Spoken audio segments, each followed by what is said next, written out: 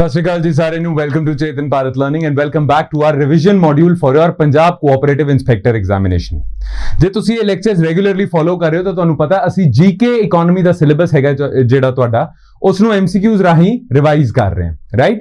ਤਾਂ ਬਿਨਾਂ ਕਿਸੇ ਦੇਰੀ ਦੇ ਮੈਂ ਪਹਿਲੇ MCQ ਤੋਂ ਸਟਾਰਟ ਕਰਦਾ because today is our last lecture ਤੇ ਇਸ ਤੋਂ ਬਾਅਦ ਇਸ ਲੈਕਚਰ ਤੋਂ ਬਾਅਦ ਤੁਹਾਡੇ ਬਾਕੀ ਸਬਜੈਕਟਸ ਕਵਰ ਕੀਤੇ ਜਾਣਗੇ ਇਨ ਯੋਰ GK ਪੋਰਸ਼ਨ ਫਰਮ ਯੋਰ GK ਪੋਰਸ਼ਨ ਥਰੂ MCQs। ਅੱਜ GK ਇਕਨੋਮੀ ਦਾ ਲਾਸਟ ਲੈਕਚਰ ਹੈਗਾ ਤੇ ਜਿਹੜਾ ਟੌਪਿਕ ਅਸੀਂ ਚੂਜ਼ ਕੀਤਾ ਇਸ ਵਾਰੀ ਉਹ ਹੈਗਾ ਮਿਸਲੇਨੀਅਸ ਟੌਪਿਕ, ਯਾਨੀ ਕਿ ਐਂਟਾਇਰ ਸਿਲੇਬਸ ਤੋਂ ਤੁਹਾਡੇ MCQs ਅਸੀਂ ਕਵਰ ਕਰਾਂਗੇ ਅੱਜ ਦੇ ਲੈਕਚਰ ਦੇ ਵਿੱਚ। ਆਲਰਾਈਟ, ਸੋ ਬਿਨਾਂ ਕਿਸੇ ਦੇਰੀ ਦੇ let's start with question number 1। Which one of the following effects of creation of black money in India has been the main cause of worry to the government? Black money the problem ਨੂੰ government seriously ਕਿਉਂ ਲੈਂਦੀ ਹੈ? Government ਨੂੰ ਕੀ ਨੁਕਸਾਨ ਹੁੰਦਾ ਹੈ black money ਨਾਲ? ਠੀਕ ਹੈ, diversion of resources to the purchase of real estate and investment in luxury housing ਨਾ ਇਹ ਮੇਨ ਰੀਜ਼ਨ ਨਹੀਂ ਹੈਗਾ। Investment in unproductive activities and purchase of precious stones jewellery gold ਨਾ ਇਹ ਵੀ ਮੇਨ ਰੀਜ਼ਨ ਨਹੀਂ ਹੈਗਾ। Large donation to political parties and growth of regionalism now political parties ਨੂੰ donation ਹੋ ਸਕਦਾ ਹੈ but ਇਹ main reason ਨਹੀਂ ਹੈਗਾ। plus regionalism ਤਾਂ main reason ਬਿਲਕੁਲ ਨਹੀਂ ਹੈ black money ਦਾ। black money ਦਾ ਸਭ ਤੋਂ ਵੱਡਾ reason ਹੈਗਾ ਕਿ ਜਦ ਕੋਈ ਬੰਦਾ ਆਪਣੀ ਇਨਕਮ ਨੂੰ ਛੁਪਾ ਕੇ ਉਸ ਨੂੰ black money ਦੇ ਵਿੱਚ ਕਨਵਰਟ ਕਰਦਾ ਹੈ ਤਾਂ ਉਹ ਆਪਣਾ ਟੈਕਸ ਬਚਾ ਰਿਹਾ ਹੈ। ਜੇ ਉਹ ਇਨਕਮ ਡਿਕਲੇਅਰ ਨਹੀਂ ਕਰੂਗਾ ਤਾਂ ਉਹਨੂੰ ਟੈਕਸ ਨਹੀਂ ਲੱਗਦਾ ਹੈ ਨਾ। ਇਸੇ ਕਰਕੇ people deliberately do not show their income so that they can save on taxes ਤੇ ਇਸੇ ਦੇ ਨਾਲ ਉਹ ਬਲੈਕ ਮਨੀ ਜਨਰੇਸ਼ਨ ਕਰ ਰਹੇ ਹਨ। ਠੀਕ ਹੈ, ਤਾਂ loss of revenue to the state exchequer due to tax evasion ਇਹ ਮੇਨ ਰੀਜ਼ਨ ਹੈਗਾ ਆਪਣਾ। Alright, question 2। The effect of devaluation of a currency is that it necessarily now keyword ਇੱਥੇ necessarily ਹੈਗਾ। ਠੀਕ ਹੈ ਨਾ, ਜਦ ਵੀ ਤੁਹਾਡੀ ਕਰੰਸੀ ਡੀਵੈਲਿਊ ਹੁੰਦੀ ਹੈ ਡੈਪਰੀਸ਼ੀਏਟ ਕਰਦੀ ਹੈ ਤਾਂ ਬਿਕੋਜ਼ ਆਫ ਦੈਟ ਤੁਹਾਡੇ ਐਕਸਪੋਰਟਸ ਵੱਧ ਜਾਂਦੇ ਆ ਤੇ ਤੁਹਾਡੇ ਇੰਪੋਰਟਸ ਮਹਿੰਗੇ ਹੋ ਜਾਂਦੇ ਆ right. When your currency depreciates your exports become competitive but your imports become expensive. improves the competitiveness of domestic exports in the foreign market ਬਿਲਕੁਲ ਸਹੀ। increases the foreign value of domestic currency ਨਾ decreases the foreign value of domestic currency। जब रुपया depreciate ਹੁੰਦਾ ਤਾਂ ਰੁਪਏ ਦੀ value ਵੀ ਤਾਂ decrease ਕਰਦੀ ਹੈ। alright, improves the trade balance no, in fact depreciation ਜੇ ਹੋ ਰਹੀ ਹੈ ਤਾਂ ਤੁਹਾਡੇ imports ਮਹਿੰਗੇ ਹੋ ਜਾਂਦੇ ਆ generally ਨਾ trade balance ਤੁਹਾਡਾ ਖਰਾਬ ਹੋ ਜਾਂਦਾ। clear, ਤਾਂ ਇਸੇ ਕਰਕੇ the correct answer would be A, only one। question 3। Which among the following steps is most likely to be taken at the time of an economic recession? जब recession ਹੁੰਦਾ economy ਦੇ ਵਿੱਚ तो which step is most likely? ठीक है, economy ਨੂੰ recession ਤੋਂ ਬਾਹਰ ਕੱਢਣ ਵਾਸਤੇ government ਕਿਹੜੇ steps follow ਕਰਦੀ ਹੈ? most likely cut in tax rates ਬਿਲਕੁਲ ਸਹੀ, accompanied by increase in interest rate ਨਾ cut in tax rates accompanied by cut in interest rates ਤਾਂ ਇਹ ਗਲਤ ਹੋ ਗਿਆ।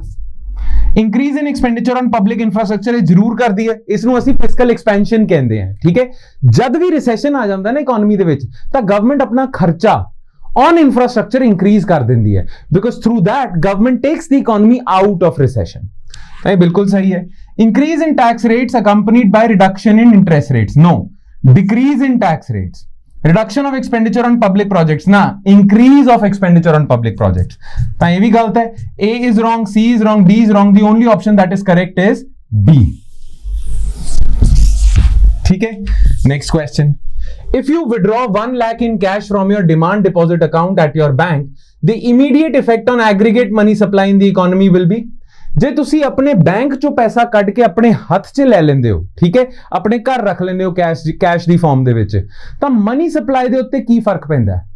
ਕੁਝ ਵੀ ਨਹੀਂ, ਬਿਕੋਜ਼ ਜਿਹੜੇ ਬੈਂਕ ਡਿਪੋਜ਼ਿਟਸ ਹੈ ਉਹ ਵੀ ਮਨੀ ਸਪਲਾਈ ਦਾ ਪਾਰਟ ਹੈ, ਜਿਹੜਾ ਕੈਸ਼ ਹੈਗਾ ਉਹ ਵੀ ਮਨੀ ਸਪਲਾਈ ਦਾ ਪਾਰਟ ਹੈ ਤਾਂ ਟੋਟਲ ਮਨੀ ਸਪਲਾਈ ਦੇ ਵਿੱਚ ਤਾਂ ਕੋਈ ਫਰਕ ਨਹੀਂ ਪੈਂਦਾ। ਠੀਕ ਹੈ, ਜਿਹੜੀ ਟੋਟਲ ਮਨੀ ਸਪਲਾਈ ਹੁੰਦੀ ਹੈ that is deposits plus cash in circulation total. ਤਾਂ ਜੇ ਤੁਸੀਂ ਲੱਖ ਰੁਪਈਆ ਡਿਪੋਜ਼ਿਟਸ ਚੋਂ ਕੱਢ ਕੇ ਕੈਸ਼ ਦੇ ਵਿੱਚ ਪਾ ਦੋਗੇ ਤਾਂ ਓਵਰਆਲ ਮਨੀ ਸਪਲਾਈ ਦੇ ਉੱਤੇ ਤਾਂ ਕੋਈ ਫਰਕ ਨਹੀਂ ਪੈਣਾ ਹੈ ਨਾ। ਇਸ ਲਈ the answer to this question is unchanged। Aggregate money supply ਤੇ ਕੋਈ ਫਰਕ ਨਹੀਂ ਪੈਣਾ ਜੇ ਤੁਸੀਂ डिपॉजिट्स चों पैसा कट के कैश दे फॉर्म दे विच रख लेंदे हो या कैश चों पैसा कट के डिपॉजिट करा दिंदे हो, कोई फर्क नहीं पैंदा ओवरऑल मनी सप्लाई ते। Answer is D. ठीक है, next, along with the budget the finance minister also places other documents before the parliament which include the macroeconomic framework statement। जब भी सरकार बजट पेश करती है ना ਤੇ ਨਾਲ ਦੇ ਨਾਲ ਉਹ ਇੱਕ ਡਾਕੂਮੈਂਟ ਵੀ ਪੇਸ਼ ਕਰਦੀ ਹੈ, ਉਸ ਡਾਕੂਮੈਂਟ ਦਾ ਨਾਮ ਹੈਗਾ ਮੈਕਰੋਇਕਨੋਮਿਕ ਫਰੇਮਵਰਕ ਸਟੇਟਮੈਂਟ। ਨਾਓ ਇਹ ਮੈਕਰੋਇਕਨੋਮਿਕ ਫਰੇਮਵਰਕ ਸਟੇਟਮੈਂਟ ਮੈਂਡੇਟਰੀ ਹੈਗਾ ਸਰਕਾਰ ਦੇ ਲਈ to present along with the budget, ਤੇ ਇਹ ਮੈਂਡੇਟ ਕੌਣ ਕਰਦਾ ਹੈ? ਮੈਂਡੇਟ ਕਰਦਾ ਹੈ FRBM act. Fiscal responsibility and budgetary management act ਦੇ ਵਿੱਚ ਕੈਟੇਗੋਰੀਕਲੀ ਲਿਖਿਆ ਹੋਇਆ ਹੈ ਕਿ ਜਦ ਵੀ ਤੁਸੀਂ ਬਜਟ ਪੇਸ਼ ਕਰਨਾ ਹੈ ਨਾ ਤਾਂ 3 ਡਾਕੂਮੈਂਟ ਨਾਲ ਪੇਸ਼ ਕਰਨੇ ਹੀ ਕਰਨੇ ਆ। ਉਹ 3 ਡਾਕੂਮੈਂਟ ਕਿਹੜੇ ਨੇ?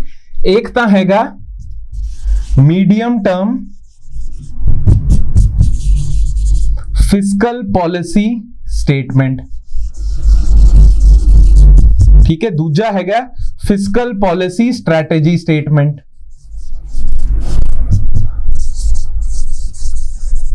ਤੇ ਤੀਜਾ ਜਿਹੜਾ ਡਾਕੂਮੈਂਟ ਹੈਗਾ as mandated by FRBM Act is macroeconomic framework statement। ਤਾਂ ਤੁਹਾਡੇ ਤੋਂ ਕੁਐਸਚਨ ਚ ਪੁੱਛਿਆ ਹੈ ਕਿ the aforesaid document macroeconomic framework statement is presented because this is mandated by FRBM Act, it is not mandated by Constitution of India। Constitution ਦੇ ਵਿੱਚ ਨਹੀਂ ਲਿਖਿਆ ਹੋਇਆ ਡਾਕੂਮੈਂਟਸ ਬਾਰੇ, ਠੀਕ ਹੈ, FRBM Act ਦੇ ਵਿੱਚ ਲਿਖਿਆ ਹੈ ਕਿ ਬਜਟ ਦੇ ਨਾਲ ਤੁਸੀਂ ਇਹ 3 ਡਾਕੂਮੈਂਟਸ ਪੇਸ਼ ਜ਼ਰੂਰ ਕਰਨੇ ਆ। ये 3 documents show macroeconomic framework statement is one such document. Alright, चलो question number 6, which one of the following is not most likely measure the government/RBI takes to stop the slide in rupee। जे ਤੁਹਾਡਾ ਰੂਪੀ ਡੈਪਰੀਸ਼ੀਏਟ ਕਰ ਰਿਹਾ ਹੈ, ਰੂਪੀ slide ਹੋ ਰਿਹਾ ਹੈ, slide ਦਾ ਮਤਲਬ ਡੈਪਰੀਸ਼ੀਏਟ ਕਰ ਰਿਹਾ ਹੈ, ਤਾਂ ਇਸ ਡੈਪਰੀਸੀਏਸ਼ਨ ਨੂੰ ਰੋਕਣ ਲਈ RBI ਜਾਂ ਗਵਰਨਮੈਂਟ ਕਿਹੜੇ ਸਟੈਪਸ ਫੋਲੋ ਕਰਦੀ ਹੈ? ਠੀਕ ਹੈ, ਮੋਸਟ ਲਾਈਕਲੀ ਕਿਹੜਾ ਸਟੈਪ ਹੁੰਦਾ ਹੈ? Curbing imports of non essential goods and promoting exports, ਬਿਲਕੁਲ ਸਹੀ ਹੈ। ਜੇ ਤੁਸੀਂ ਇੰਪੋਰਟਸ ਘੱਟ ਕਰ ਦੋਗੇ ਤੇ ਐਕਸਪੋਰਟਸ ਵਧਾ ਦੋਗੇ ਤਾਂ ਤੁਹਾਡਾ ਟ੍ਰੇਡ ਸਰਪਲਸ ਚ ਆ ਜਾਊਗਾ। ਟ੍ਰੇਡ ਸਰਪਲਸ ਚ ਜਦ ਆ ਜਾਂਦਾ ਹੈ ਤਾਂ ਰੂਪੀ ਅਪਰੀਸ਼ੀਏਟ ਕਰਦਾ ਹੈ, ਠੀਕ ਹੈ, ਤਾਂ ਇਸ ਦੇ ਨਾਲ ਸਰਕਾਰ ਡੈਪਰੀਸੀਏਸ਼ਨ ਨੂੰ ਰੋਕਦੀ ਹੈ। Encouraging Indian borrowers to issue bonds abroad, यानी कि सरकार would promote Indian borrowers to borrow more from outside. जे ਤੁਹਾਡੀ borrowings ਵੱਧ ਜਾਂਦੀਆਂ ਬਾਹਰੋਂ, ਠੀਕ ਹੈ, then your balance of payment comes to surplus because ਬਾਹਰੋਂ ਤੁਸੀਂ ਪੈਸਾ ਲੈ ਰਹੇ ਹੋ ਨਾ, ਬਾਹਰੋਂ ਪੈਸੇ ਦੀ ਐਂਟਰੀ ਹੋ ਰਹੀ ਹੈ ਤਾਂ balance of payment surplus ਚ ਆ ਜਾਂਦਾ ਹੈ, ਤੇ ਜਦ balance of payment surplus ਚ ਹੁੰਦਾ ਤਾਂ ਤੁਹਾਡਾ ਰੂਪੀ ਅਪਰੀਸ਼ੀਏਟ ਹੁੰਦਾ ਹੈ, ਤਾਂ ਡੈਪਰੀਸੀਏਸ਼ਨ ਨੂੰ ਰੋਕਣ ਵਾਸਤੇ ਇਹ ਵੀ ਸਹੀ ਸਟੈਪ ਹੈ। Easing conditions relating to external commercial borrowings, ਇਹ ਵੀ ਬਿਲਕੁਲ ਸਹੀ ਹੈ, ਠੀਕ ਹੈ।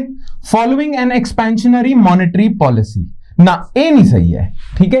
ਇਜ਼ ਨਾਟ ਪੁੱਛਿਆ ਤੁਹਾਡੇ ਤੋਂ, ਤਾਂ ਮਨੀ ਸਪਲਾਈ ਐਕਸਪੈਂਡ ਕਰਨਾ ਜਾਂ ਮੋਨੇਟਰੀ ਐਕਸਪੈਂਸ਼ਨ ਨਾਲ ਤੁਸੀਂ ਰੁਪਏ ਦੀ ਸਲਾਈਡ ਨੂੰ, ਡੈਪਰੀਸੀਏਸ਼ਨ ਨੂੰ ਨਹੀਂ ਰੋਕ ਸਕਦੇ। ਇਨਫੈਕਟ ਪੁੱਠਾ ਇਫੈਕਟ ਹੀ ਹੋਣਾ, ਠੀਕ ਹੈ। So the correct answer is D, because ਤੁਹਾਡੇ ਤੋਂ ਪੁੱਛਿਆ ਨਾਟ, ਇਹ ਤਾਂ ਹੈਗੇ ਹੀ ਹੈ। Clear. Next, consider the following statement. Capital adequacy ratio, ਤੁਹਾਨੂੰ ਪਤਾ ਹੈ ਨਾ ਕੈਪੀਟਲ ਐਡਿਕੁਏਸੀ ਰੇਸ਼ੀਓ ਬਾਰੇ।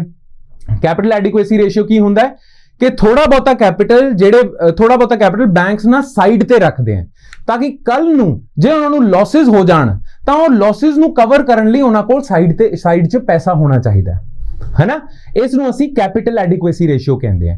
ਤਾਂ ਆਰਬੀਆਈ ਮੈਂਡੇਟ ਕਰਦਾ ਹੈ ਸਾਰੇ ਬੈਂਕਸ ਨੂੰ ਕਿ ਉਹਨਾਂ ਨੂੰ minimum capital adequacy ratio maintain ਕਰਨਾ ਹੀ ਹੈ। ਆਰਬੀਆਈ ਕਹਿੰਦਾ ਕਿ ਮਿਨੀਮਮ ਇੰਨਾ ਕੁ ਤੁਹਾਡੇ ਕੋਲ ਕੈਪੀਟਲ ਹੋਣਾ ਚਾਹੀਦਾ to cover for your losses, ठीक है। So CAR is the amount that banks have to maintain in the form of their own funds to offset any loss that banks incur if the account holders fail to repay dues। ਜੇ ਕੋਈ NPA ਹੋ ਜਾਏ ਤਾਂ bank ਨੂੰ Las ਹੁੰਦਾ ਹੈ ਤਾਂ ਉਸ ਲਾਸ ਨੂੰ ਕਵਰ ਕਰਨ ਲਈ ਤੁਹਾਡੇ ਕੋਲ ਸਾਈਡ ਦੇ ਵਿੱਚ ਕੈਪੀਟਲ ਹੋਣਾ ਚਾਹੀਦਾ ਹੈ। ਬਿਲਕੁਲ ਸਹੀ। CAR is decided by each individual bank, ਨਾ CAR is decided by RBI। ਤਾਂ ਇਸੇ ਕਰਕੇ correct is A, one only। Which of the following brings out consumer price index number for industrial worker? ਤਾਂ ਮੈਂ ਤੁਹਾਨੂੰ ਪਹਿਲਾਂ ਵੀ ਦੱਸਿਆ ਹੋਇਆ ਹੈ, CPI rural, CPI urban, CPI combined. All these three are compiled and published by NSO. NSO is under Ministry of Statistics and Program Implementation, ठीक है। But CPI industrial worker, CPI rural laborer, CPI agriculture labor, all three of them, these are compiled and published by Department of Labor, labour department. All right, ਤਾਂ ਤੁਹਾਡੇ ਤੋਂ ਪੁੱਛਿਆ ਕਿ consumer price index industrial worker ਕੌਣ ਕੱਢਦਾ ਹੈ? Well the correct answer is labour department, C. All right, ਚਲੋ next. With reference to inflation in India, which of the following statements is correct? Controlling inflation in India is the responsibility of Government of India only. No. Government of India and RBI. RBI plus Government of India ਦੋਨਾਂ ਦੀ responsibility ਹੁੰਦੀ ਹੈ ਕਿ ਤੁਸੀਂ inflation ਨੂੰ control ਕਰਕੇ ਰੱਖਣਾ। Reserve Bank of India, ਤਾਂ ਇਹ ਸਟੇਟਮੈਂਟ ਤਾਂ ਗਲਤ ਹੋ ਗਈ। Reserve Bank of India has no role in controlling inflation. No, main role ਹੀ ਆਰਬੀਆਈ ਦਾ ਹੈ। ਇਨਫੈਕਟ ਆਰਬੀਆਈ ਨੂੰ ਤਾਂ ਮੈਂਡੇਟਡ ਹੈ ਕਿ ਉਹ ਆਰਬੀਆਈ ਨੇ ਇਨਫਲੇਸ਼ਨ ਨੂੰ 2 to 6% ਦੇ ਬ੍ਰੈਕਟ ਦੇ ਵਿੱਚ ਹੀ ਰੱਖਣਾ ਹੈ। ਤਾਂ ਇਹ ਤਾਂ ਆਰਬੀਆਈ ਦੀ ਮੇਜਰ ਰਿਸਪੌਂਸਿਬਿਲਿਟੀ ਹੈ। Yes, government also helps in controlling inflation, but main responsibility is that of RBI. So this is wrong. Decrease money circulation helps in controlling inflation. Absolutely correct. जब inflation ज्यादा ਹੁੰਦੀ ਹੈ ਨਾ ਤਾਂ ਤੁਸੀਂ money supply ਘਟਾ ਦਿੰਦੇ ਹੋ। ਮਨੀ ਸਪਲਾਈ ਜਦ ਘਟਦੀ ਹੈ ਤਾਂ ਇਨਫਲੇਸ਼ਨ ਘਟ ਹੁੰਦੀ ਹੈ। ਤਾਂ this statement is correct. Increase money circulation helps in controlling inflation. ਨਾ, ਜੇ ਤੁਸੀਂ ਮਨੀ ਸਪਲਾਈ ਵਧਾ ਦੋਗੇ ਤਾਂ ਇਨਫਲੇਸ਼ਨ ਇੰਕਰੀਜ਼ ਕਰ ਜਾਂਦੀ ਹੈ। ਤਾਂ this is also false. C. All right. Next. Which of the following statement is false regarding NBFC? Now NBFC, non-banking finance companies ਨੂੰ ਅਸੀਂ shadow banks ਵੀ ਕਹਿੰਦੇ ਹਾਂ। ਇਹਨਾਂ ਦੇ functions banks ਦੇ functions ਹੀ ਹੈ। ਮਤਲਬ as far as functions are concerned, banks and NBFCs are almost similar except for 3 differences. ठीक है, NBFCs banks ਦਾ ਹੀ ਕੰਮ ਕਰਦੇ हैं, but NBFCs and banks have 3 major differences. Difference number 1, shadow banks payments facilitate नहीं करते। Banks का payment facilitate करते हैं, बैंक्स चेक भी इशू करते हैं, demand draft, credit card, debit card. NBFC नहीं करते। ठीक है, दूजा एनबीएफसी डिमांड डिपॉजिट्स एक्सेप्ट ही नहीं करते। ਤੁਸੀਂ ਤਾਂ ਬੈਂਕ ਦੇ ਵਿੱਚ ਡਿਪੋਜ਼ਿਟ ਕਰ ਲੈਂਦੇ ਹੋ ਪੈਸਾ ਤੇ ਔਨ ਡਿਮਾਂਡ ਤੁਸੀਂ ਕੱਢ ਵੀ ਸਕਦੇ ਹੋ। ਐਨਬੀਐਫਸੀਜ਼ ਡਿਮਾਂਡ ਡਿਪੋਜ਼ਿਟ ਨਹੀਂ ਐਕਸੈਪਟ ਕਰਦੇ। ਜੇ ਐਨਬੀਐਫਸੀਜ਼ ਡਿਪੋਜ਼ਿਟਸ ਐਕਸੈਪਟ ਵੀ ਕਰਨਗੇ ਤਾਂ ਉਹ ਲੌਕ ਇਨ ਪੀਰੀਅਡ ਨਾਲ ਕਰਾਂਗੇ ਕਿ ਤੁਸੀਂ ਔਨ ਡਿਮਾਂਡ ਨਹੀਂ ਕੱਢ ਸਕਦੇ। ਤੁਹਾਡਾ ਲੌਕ ਇਨ ਪੀਰੀਅਡ ਹੈ 2 ਸਾਲ ਤੇ if you have deposited money in your NBFC for 2 years, you cannot withdraw that money before 2 years. ठीक है, ਤੇ ਤੀਜਾ ਡਿਫਰੈਂਸ ਹੈ ਤੁਹਾਡੇ ਜਿਹੜੇ ਡਿਪੋਜ਼ਿਟਸ ਹੈਗੇ ਨਾ ਬੈਂਕਸ ਦੇ ਵਿੱਚ ਉਹ ਇੰਸ਼ੋਰਡ ਹੈਗੇ up to 5 lakhs। Up to 5 lakhs ਤੁਹਾਡੇ ਡਿਪੋਜ਼ਿਟ ਸਿਕਿਉਰ ਹੈਗੇ ਆ, ਇੰਸ਼ੋਰਡ ਹੈਗੇ ਆ। ਕੱਲ ਨੂੰ ਜੇ ਤੁਹਾਡਾ ਬੈਂਕ ਕੋਲੈਪਸ ਕਰ ਜਾਂਦਾ ਹੈ ਤਾਂ ਤੁਹਾਡਾ ਜਿਹੜਾ ਡਿਪੋਜ਼ਿਟ ਹੈਗਾ ਉਹ 5 lakh ਦੀ ਅਮਾਉਂਟ ਤੱਕ ਤਾਂ ਇੰਸ਼ੋਰਡ ਹੈ, ਤੁਹਾਨੂੰ 5 ਲੱਖ ਤਾਂ ਵਾਪਸ ਆ ਜਾਣੇ। ਠੀਕ ਹੈ, ਇਹ ਫੈਸਿਲਿਟੀ DICGC प्रोवाइड करता है, deposit insurance credit guarantee corporation. दोबारा रिपीट कर रहे हैं, deposit insurance credit guarantee corporation.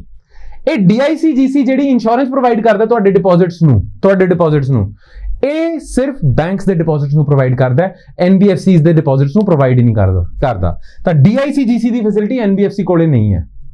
ਤਾਂ ਇਹ 3 ਮੇਜਰ ਫਰਕ ਨੇ।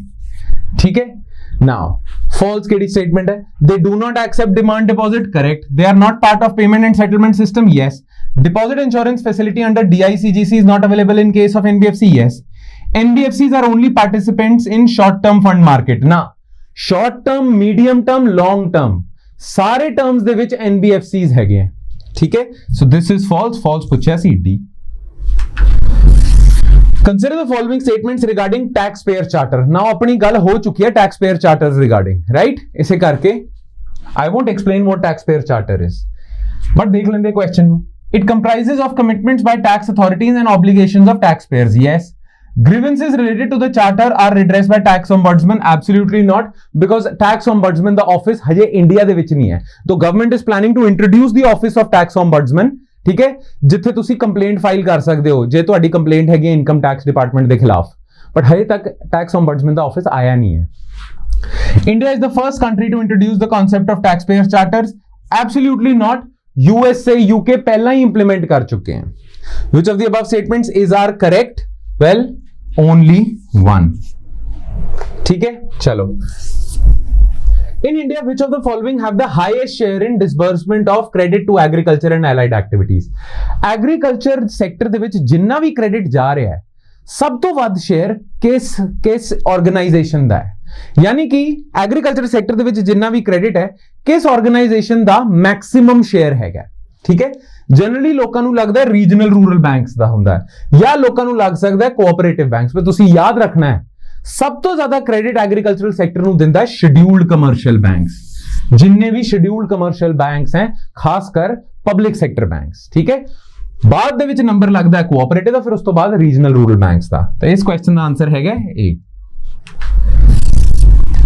Which of the following can be argued as the aims of land reforms? ਜਿਹੜੇ land reforms conduct ਕੀਤੇ ਸੀ just after independence, ਠੀਕ ਹੈ। land reforms ਦੇ aim Ki C? Improve agricultural production through structural reforms, yes. Improve the condition of landless, ਬਿਲਕੁਲ ਸਹੀ। Equitable growth and social justice, social justice the major objective ਸੀਗਾ। aim and objective, D, all are correct. Next, अच्छा ये repeat हो गया, कोई हाल। To obtain full benefits of demographic dividend, what should India do? Now मैं पहला explain कर चुके demographic dividend की है। जब इंडिया दे विच working age population केड़ी हुंदी है 15 to 59। जे इंडिया दे विच वर्किंग एज पॉपुलेशन दी स्ट्रेंथ वध जांदी है ते ओल्ड ते यंग दी स्ट्रेंथ घट जांदी है, तां उस नूं असीं डेमोग्राफिक डिविडेंड कहंदे हैं कि इंडिया दा पॉपुलेशन दा स्ट्रक्चर इहो जिहा है कि इंडिया नूं इसदा एडवांटेज है, डिविडेंड है। पर इंडिया नूं ओ डेमोग्राफिक डिविडेंड दा फायदा कदों मिलूगा? वेल, फायदा मिलदा है जे इंडिया स्किल डेवलपमेंट प्रमोट करे, introduce more social security schemes ना, रिड्यूसिंग इन्फेंट मोर्टैलिटी रेट ना, प्राइवेटाइजेशन ऑफ हायर एजुकेशन ना। ਤਾਂ India should promote skill development.